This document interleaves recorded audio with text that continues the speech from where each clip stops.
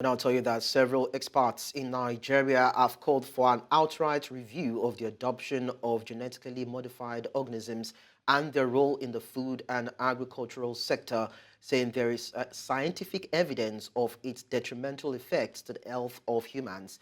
This was as they converged on the nation's capital, Abuja, to engage and share knowledge on raised concerns surrounding the adoption of GMOs.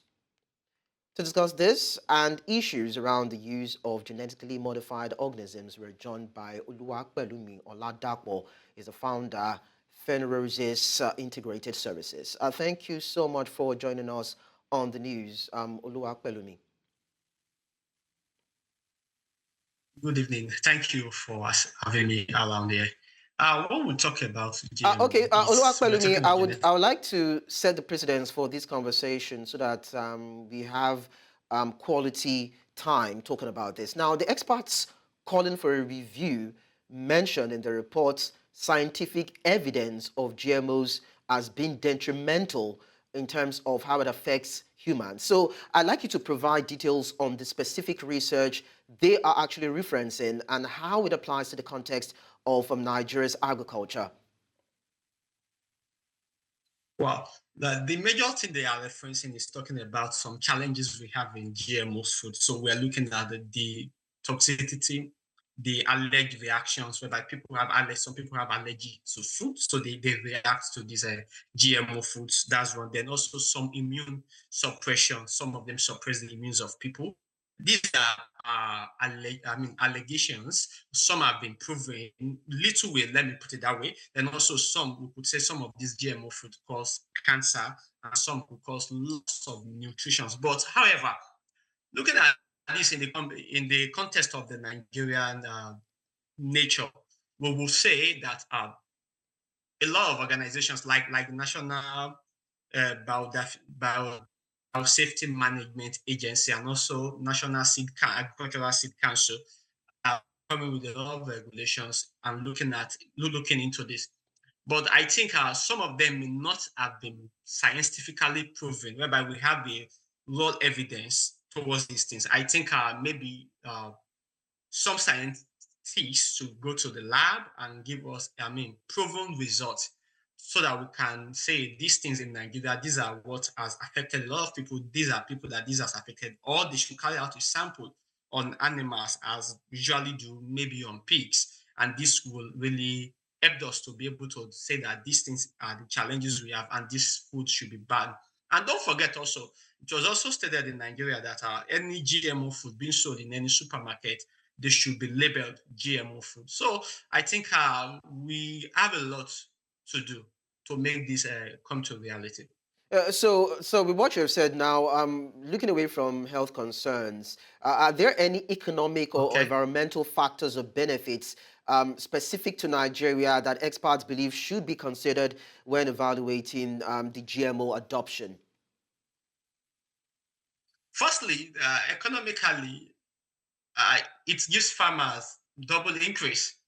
For example, you could have some genetically modified maize, when you are planting on an acre of land, maybe you will have a few tons, and you could have like 10 tons now. Maybe I'm just giving just an illustration. So this helps the farmer, and also it's safety for the environment in some areas, not all.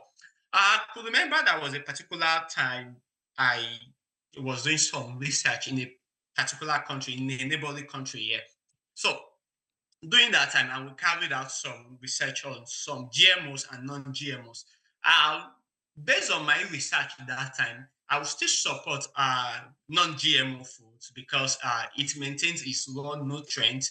However, for farmers to have their good yield because of profit maximization and looking at all the other uh, things involved, like because there is no government support like insurance in case there is a flooding or there is pesticides that eat up the grains. So GMOs come in to sustain that for you. But in the long run, if there could be policies in place and way whereby we can balance both GMO and non-GMO food together, I think that would be the best way for us to go. And it will also help the environment and economically it will boost the pay and the pay rise of the farmer at the end of the day. Oluwapelumi, when you look at Africa, it actually has, luscious lands, and of course we have fertile land in Yeah. Nigeria and Africa. Are you really sure that we need this GMO? And is this GMO even being used? Is it adopted in advanced countries? Well, GMO are used in advanced countries, but they are well regulated. I can give you that assurance. It's well regulated in advanced countries. But in Africa, do we really need it? I won't say yes and I won't say no. Because if I say yes, that do we really need it? We should also ask ourselves some questions that we have a lot of arable lands that can bring forth the right fruit for us. Are we also making our farmers useless, or are we making them also depend on improved breeds that will come from abroad? Let me put it that way. But in the second thought, we'll look at can the farmers also produce seedlings from what they plant, and will it also bring good produce the next following year? Which the answer is no. I think what we could do is to partner in Africa at large with organizations that work on seedlings so that we could have better seed for us. It could, they will also be genetically improved, or one way or the other. But it could be regulated the way it's being regulated in developed countries like the United Kingdom, Netherlands, and France. All right, Oluwapelumi Oladapo, thank you so much for sharing your insights with us. The pleasure is mine.